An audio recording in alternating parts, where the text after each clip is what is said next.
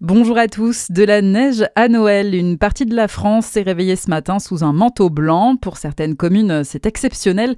Au Mans, par exemple, il n'avait pas neigé à Noël depuis 1996. La circulation était difficile ce matin dans certains secteurs de l'ouest du pays à cause de la neige, mais aussi du verglas.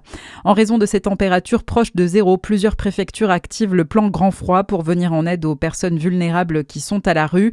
Des départements du Grand Est, des Hauts-de-France, de Normandie et des Pays de la Loire sont concernés. Ce dispositif prévoit des places d'hébergement supplémentaires, l'intensification des maraudes et les horaires des accueils de jour sont élargis.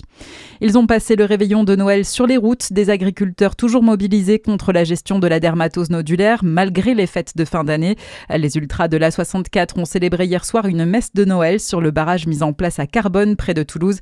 Certains se disent prêts à y passer le nouvel an s'ils ne sont pas entendus par le gouvernement. Cet accident ce matin en Gironde, 2 voitures se sont percutées sur l'autoroute A10 entre Bordeaux et Paris. 2 hommes âgés de 86 et 91 ans sont décédés. Une femme a été secourue en urgence absolue.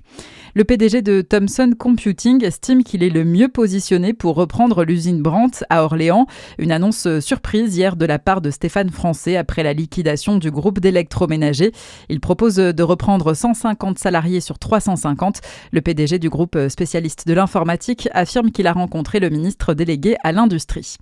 Des bombardiers russes ont survolé le nord de la Scandinavie. La Russie, qui ne mentionne pas la date, assure qu'il s'agissait d'un vol planifié qui a duré plus de 7 heures avec des appareils capables de transporter des armes nucléaires. La Russie précise que cette situation a conduit des avions de chasse de pays étrangers à les escorter. Et puis le fils de Zinedine Zidane a joué hier son premier match de la Coupe d'Afrique des Nations avec l'équipe d'Algérie. Un match sous les yeux de son père et la victoire de l'Algérie contre le Soudan 3-0. Très bonne journée à tous à notre écoute.